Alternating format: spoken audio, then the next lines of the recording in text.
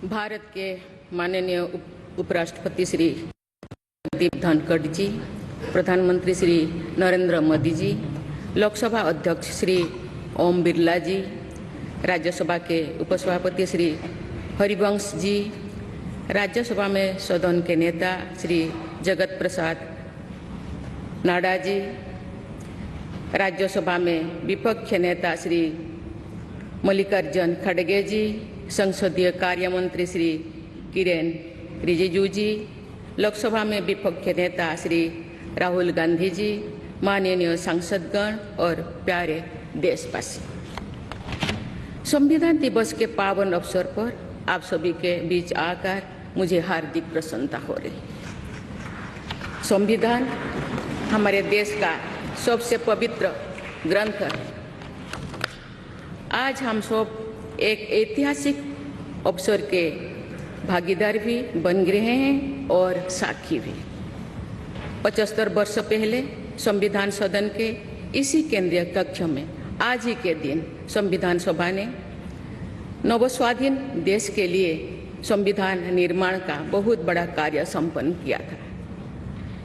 उस दिन संविधान सभा के माध्यम से हम भारत के लोगों ने इस संविधान को अपनाया, अधिनियमित किया और आत्मार्पित किया था। हमारे संविधान हमारे लोकतांत्रिक गणतंत्र की सुदृढ़ आधारशिला है। हमारा संविधान हमारे सामूहिक और व्यक्तिगत स्वाभिमान को सुनिश्चित करता है। आज कृतज्ञ राष्ट्र की ओर से मैं संविधान सभा के सदस्यों और कर्मियों को श्रद्धांजलि अर्पित करती हूँ। ये देश का सौभाग्य है कि संविधान सभा के अध्यक्ष डॉक्टर राजेंद्र प्रसाद ने तथा प्रारूप समिति के अध्यक्ष डॉक्टर बाबा साहेब अम्बेडकर ने संविधान निर्माण की यात्रा का मार्गदर्शन किया। बाबा साहेब अम्बेडकर ने प्रगतिशील और समावेशी सोच की छाप हमारे संविधान पर अंकित किया है। संविधान सभा में बाबा साहेब के ऐतिहासिक संबंधों से ये तथ्य स्पष्ट होता है कि भारत लोकतंत्र की जननी है। अपने लोकतंत्र पर गौरव की इसी भावना के साथ आज हम सब इस विशेष अवसर पर एकत्र हुए।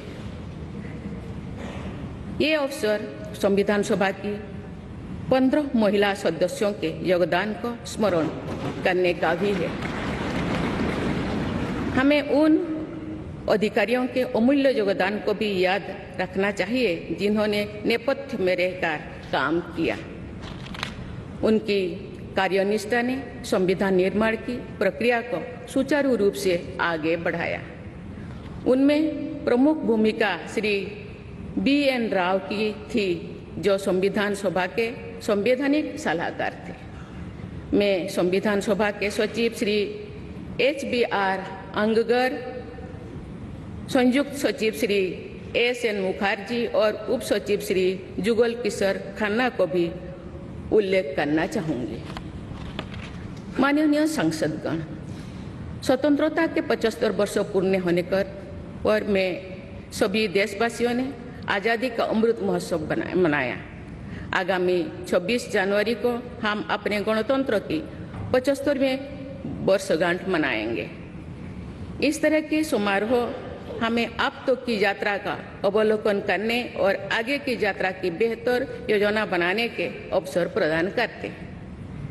ऐसे समारोह हमारी एकता को मजबूत बताने की तथा ये दर्शाते हैं कि राष्ट्रीय लक्ष्यों को प्राप्त करने के प्रयासों में हम सब एक साथ हैं। हमारे स्वाधीनता संग्राम के दौरान अनेक महान विभूतियों ने हमारे राष्ट्रीय आदर्शों को रेखांकित किया था। हमारी संविधान सभा में हमारे देश की विविधता को अभिव्यक्ति मिली थी। संविधान सभा में सभी प्रांतों और क्षेत्र के प्रतिनिधियों की उपस्थिति से अखिल भारतीय चेतना को शोर मिला था। संविधान सभा के वाद विवाद तथा सदस्यों के संबोधनों में हमें संविधान निर्माण की प्रक्रिया के साथ साथ अपने देश के बारे में गहरी जानकारी प्राप्त होती है। आज जिन पुस्तकों का विमोचन किया गया तथा जो शॉर्ट फिल्म्स दिखाई गई, उनमें लोगों को हमारे संविधान निर्माण के गौरवशाली इतिहास का परिचय प्राप्त होगा। एक अर्थ में भारत का संविधान कुछ महानतम मेधावी लोगों द्वारा लगभग 3 वर्षों के विचार विमर्श का परिणाम था, लेकिन सही अर्थ में ये हमारे लंबे स्वाधीनता संग्राम का परिणाम था। उस अतुलनीय राष्ट्रीय आंदोलन के आदर्शों को संविधान में अत्यंत महत्वपूर्ण स्थान दिया गया। उन आदर्शों को सुस्पष्ट और संक्षिप्त रूप से संविधान की प्रस्तावना में व्यक्त किया गया है। ये आदर्श है न्याय, स्वतंत्रता, समता और बंधुता। ये आदर्श सदियों से भारत को परिभाषित करते हैं। संविधान की प्रस्तावना में उल्लिखित आदर्श एक दूसरे के पूरक है।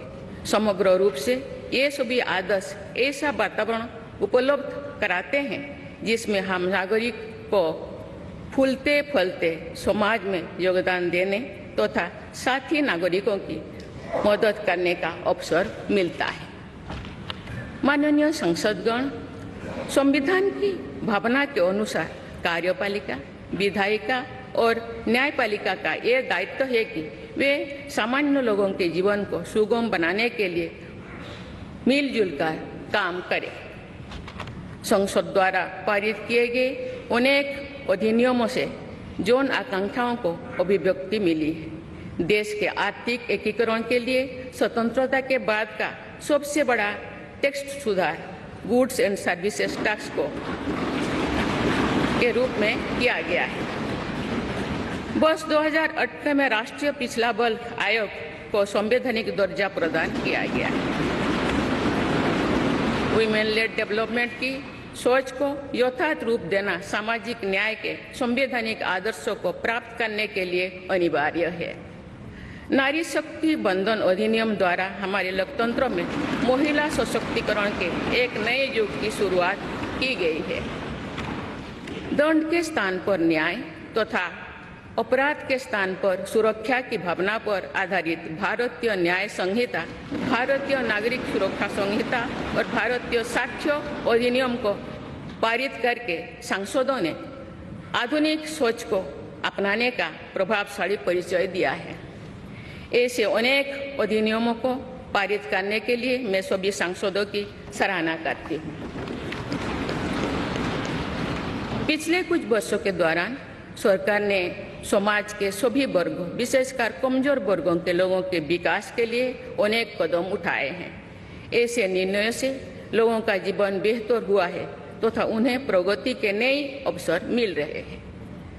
गरीब लोगों का अपना पक्का घर मिल रहा है, बिजली, पानी, सड़क की सुविधा मिल रही है, खाद्य सुरक्षा और चिकित्सा सेवाएं मिल रही है। देश में बड़े पैमाने पर विश्व स्तर का इंफ्रास्ट्रक्चर बनाया जा रहा है। समग्र और समावेशी विकास के ऐसे अनेक प्रयास हमारे संवैधानिक आदर्शों को आगे बढ़ाते हैं। इस प्रयासों के लिए मैं सरकार की सराहना करती हूँ। उच्चतम न्यायालय के प्रयासों से देश की न्यायपालिका हमारे न्याय प्रणाली को और अधिक प्रभावी बनाने के लिए अनेक प्रयास कर रही है। न्यायपालिका विचाराधीन कैदियों को और जेल सुधार के विषयों पर भी कार्यरत है। हमारे देश में मूलभूत अधिकारों का दायरा समय के साथ विस्तृत होता रहा है। अपेक्षाकृत कम साधन संपन्न लोगों को कानूनी सहायता प्रदान करने के संवैधानिक निर्देश प्रति जागरूकता और सक्रियता बढ़ रही है। माननीय सांसदगण, कार्यपालिका, विधायिका और न्यायपालिका के साथ साथ सभी देशवासियों की सक्रिय भागीदारी से हमारे संवैधानिक आदर्शों को शक्ति मिलती है। हमारे संविधान में प्रत्येक नागरिक के मूल कर्तव्यों का स्पष्ट उल्लेख किया गया है। भारत की एकता और अखंडता की रक्षा करना, समाज में समरसता की भावना का निर्माण करना, महिलाओं के सम्मान को सुनिश्चित करना, पर्यावरण की रक्षा करना, वैज्ञानिक दृष्टिकोण को अपनाना, सार्वजनिक संपत्ति की सुरक्षा करना तथा राष्ट्र को उपलब्धियों की नई ऊंचाई तक ले जाना नागरिकों के मूल कर्तव्यों में शामिल है। हमारा संविधान एक जीवंत और प्रगतिशील दस्तावेज है। बदलते समय की मांग के अनुसार नए विचारों को अपनाने की व्यवस्था हमारे दूरदर्शी संविधान निर्माताओं ने बनाए थे। हमने संविधान के माध्यम से सामाजिक न्याय और समावेशी विकास के अनेक बड़े लक्ष्यों को प्राप्त किया है। नई सोच के साथ हम भारत को विश्व समुदाय में नई पहचान दिला रहे हैं। हमारे संविधान निर्माताओं ने भारत को अंतर्राष्ट्रीय शांति और सुरक्षा को मजबूत बनाने में महत्वपूर्ण भूमिका निभाने का निर्देश दिया है।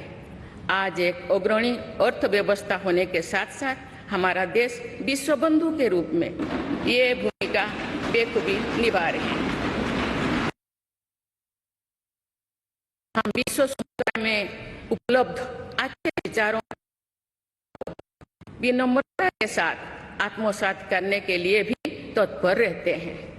देश की जरूरतों के मुताबिक उत्कृष्ट विचारों और पद्धतियों को अपनाने की इसी भावना का उदाहरण हमारे संविधान निर्माताओं ने प्रस्तुत किया था। संविधान सभा के दूरदर्शी सदस्यों ने हमें एक प्रेरणादायक संविधान दिया जो अन्य देशों के लिए भी एक आदर्श साबित हुआ है। संविधान सभा के अध्यक्ष और मेरे प्रतिष्ठित पूर्ववर्तियों में सर्वप्रथम डॉक्टर राजेंद्र प्रसाद ने वर्ष 1949 में आज ही के दिन अपने भाषण में एक विचार व्यक्त किया था कि संविधान को जीवंत बनाए रखना उन लोगों पर निर्भर करता है जो उसका संचालन करते हैं। उन्होंने ये भी कहा था कि कई चीजें जो संविधान में नहीं लिखी जा सकती उनका संचालन परंपराओं के आधार पर किया जाता है। उन्होंने ये अपेक्षा व्यक्त की थी कि हमारा देश आवश्यक सामर्थ्य अर्जित करेगा और समुचित परंपराएं विकसित की जाएगी।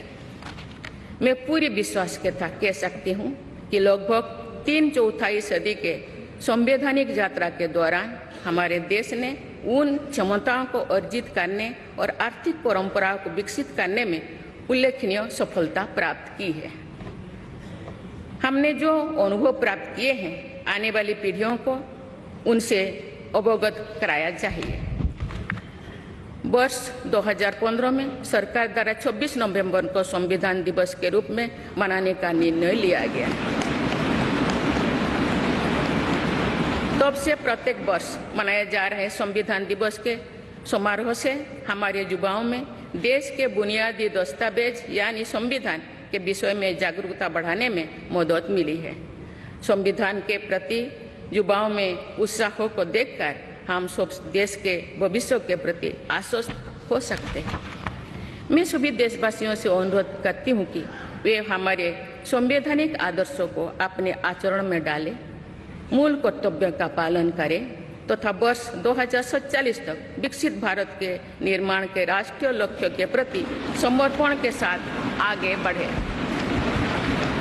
मैं संविधान दिवस के अवसर पर सभी देशवासियों को बधाई देती हूँ। आप सभी को मेरा शुभकामनाएं। धन्यवाद। जय हिंद, जय भारत।